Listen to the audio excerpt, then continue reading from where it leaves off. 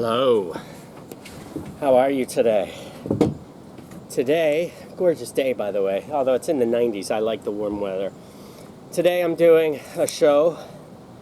I'm calling this a practical supplemental to mental magic. It should be pretty quick, but what I've decided to do was, and I'm doing this for the first time, actually doing this process, but this is a process of how to use mental magic, which was my 7-part series, or what some would call the law of attraction. I prefer to call it the law of equivalence of form, but you can call it whatever you want. But this is how you attract things in your life. And I've started with something very simple, and I'm going to give you my example. So I'm just trying it this way myself, but I wanted to give you some practical application. So for me, what I'm doing is my goal is to go to the gym and get my weight up to 190 pounds of muscle and lean. So we're going to go over this practical application of mental magic, and I'd like to thank Napoleon Hill for this, God rest his soul, because he had a very good structured way of breaking down how to do this, and I basically narrowed it down. So here we go. So the first thing you want to do when you're trying to attract something in your life, whether it's money, he was focused on money, Napoleon Hill, but so let's say money. For me, it's a fitness goal. Then the first thing you want to do is there are 6 steps in achieving your desired goal. So first you have to have the desire, and then once you do that, you want to follow these 6 steps. And the first is to be definite in the amount. If you're referring to money, there's a psychological reason for definiteness. So for me, 190 pounds, very lean. So that was very specific. And then the second of the 6 steps, and we go more than the 6 steps, but the second of the 6 steps is what I intend to give back in return for the money I desire, or in exchange for the 190 pounds. So for me, I will have a beautiful body. For me, I'm single, so I hope to get an intelligent, spiritual, beautiful woman. That's what I'll give back. So I'll have a beautiful, nice body, and I'll be able to give back, and I'll be able to give that to an intelligent, spiritual woman. But if it's money or something like that, or a job that you want, then what are you going to give back? What are you going to give back to the world or to someone? So this isn't like a lifelong crazy goal. I'm just starting with something small, so just so you know. And then the third step would be to establish a definite date when you intend to possess the money, or for me, the fitness level. And I picked between November 5th and November 10th. Fourth, create a plan for carrying out the desire. Begin at once, whether ready or not.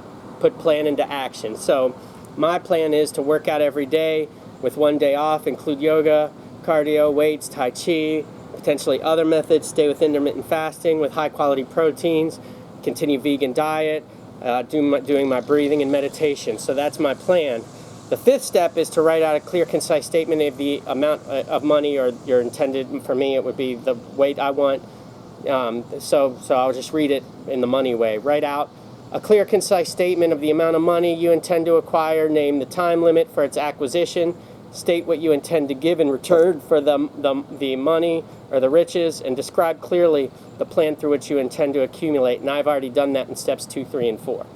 So that's what you want to do. Write out a clear and concise statement. And then 6, read your written statement aloud twice daily, just before sleep and once in the morning. As you read it, see and believe yourself already in possession with the money. So you want to see yourself, and you want to feel the feeling as if you already had it. That's why always with feeling. When you imagine this and when you say these things, you must have feeling, because the emotions are the electric charge, the thought is the magnetic charge. So you want to combine those two together to create that charge. Very important. Self-confidence formula. So here also is a formula for self-confidence. This has 5 steps in it. So in the self-confidence, for the first thing in the self-confidence formula is you say, I know I have the ability to achieve the object of my definite purpose in life. Therefore, I demand of myself persistent, continuous action towards its attainment, and I here and now promise to render such action. 2, You want to say to yourself, and you want to say this stuff with feeling. I realize the dominating thoughts of my mind will eventually reproduce themselves in outward physical action and gradually transform themselves into a physical reality. Therefore, I will concentrate my thoughts for 30 minutes daily upon the task of thinking of the person I intend to become, thereby creating in my mind a mental picture. So I would say start with maybe 5 or 10 minutes a day of this. And then third, I know through the principle of auto-suggestion, any desire that I persistently hold in my mind will eventually seek expression through some practical means of attaining the object back of it. Therefore, I will devote 10 minutes to demanding of myself the development of self-confidence. Self-confidence is very important. Very important. I mean, there's always little things, subconscious things in our mind, even dreams that I have. I'm very confident, but there are even dreams that I have where I wake up and like, man, I need to work on that. So, you gotta, it's hard to sometimes know where we have some weaknesses in confidence, but we can build those through auto-suggestion. Number 4, I have clearly written down the chief aim in life, and I will never stop trying until I shall have developed sufficient self-confidence. So I have my chief aim. Actually, I did something like this a long time ago. My chief aim in life isn't to be 190 pounds. That's just something I'm doing, just small to test this whole system out. But I have other things written down already, and a lot of the things that I've already written down have kind of come to fruition in a weird way. But it has to be complete for it to be totally fulfilled. But with the 190 thing, that's what we're working on now. 190 lean. 5, I fully realize that no wealth. Hold on, sneeze. No, I don't have COVID. I fully realize that no wealth or position can long endure unless built upon truth and justice. Therefore, I will engage in no transaction which does not benefit all whom it affects. I will succeed by attracting to myself the forces I wish to use and the cooperation of other people. I will induce others to serve me because I serve others. I will eliminate hatred, envy, jealousy, selfishness, and cynicism by developing love for all humanity because I know that the negative attitude towards others can never bring one success.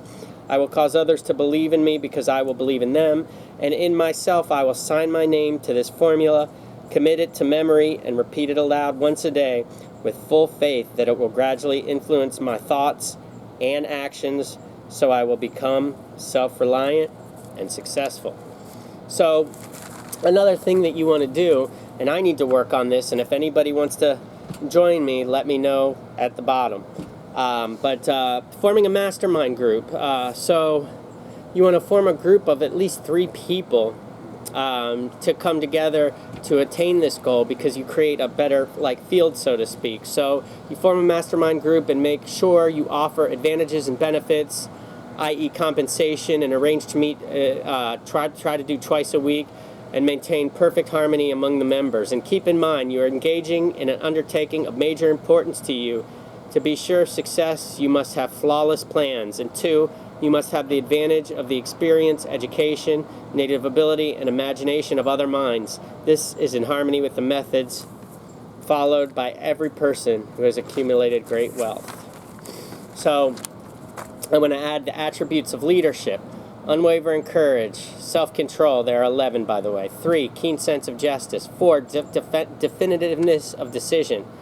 5, definiteness of plans. 6, the habit of doing more than paid for. 7, a pleasing personality. 8, sympathy and understanding. 9, mastery of detail. 10, willingness to assume responsibility. And 11, cooperation. 10 major causes of failure in leadership are: 1, inability to organize details. 2, unwillingness to render humble service. 3, expectation of pay for what they know. Expectation of pay for what they know instead of what they do with what they know. 4, fear of competition from followers. 5, lack of imagination. 6, selfishness. 7, intemperance. 8, disloyalty. 9, emphasis of authority of leadership. And 10, emphasis of title. Those are the major causes of failure in leadership. So, the 8 causes. So persistence is very important when trying to achieve a goal. So the 8 causes of persistence are definiteness of purpose, desire, self-reliance.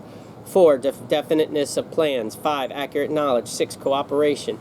7, willpower. 8, habit. So those are the 8 causes of persistence. How to develop persistence: 1, definite purpose backed by burning desire for its fulfillment. 2, definite plan backed by continuous action.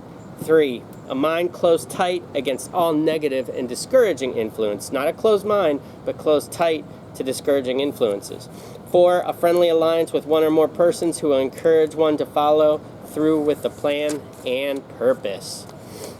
So power is organized knowledge, and here is how to attain it. There are three ways of attaining it. 1, infinite intelligence, which we talked a little bit about in mental magic. 2, accumulated experience, and 3, experiment and research.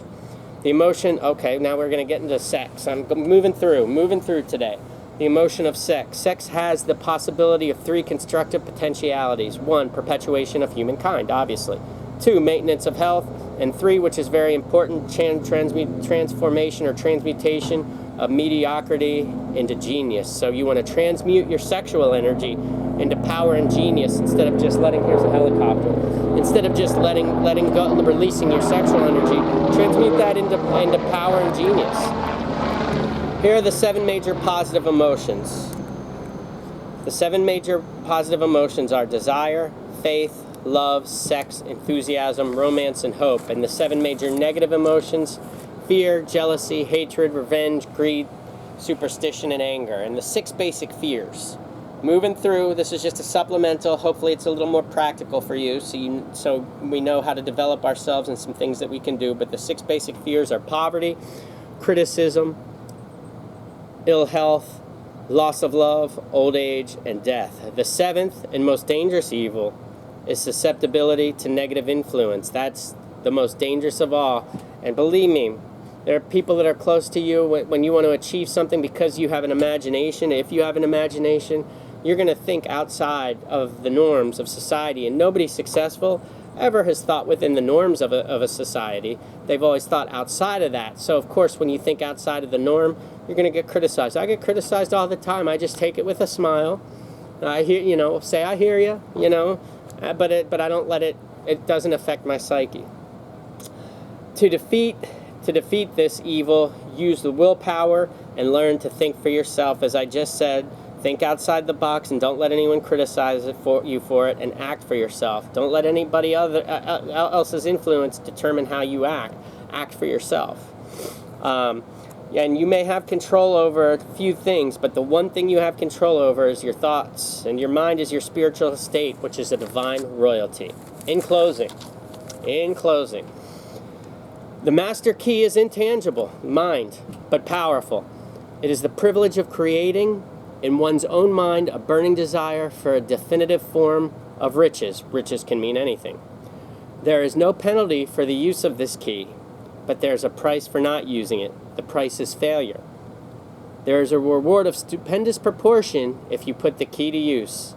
It is the satisfaction that comes to all who conquer self and force life to pay whatever it is asked. Very interesting words there. The reward is worth your effort.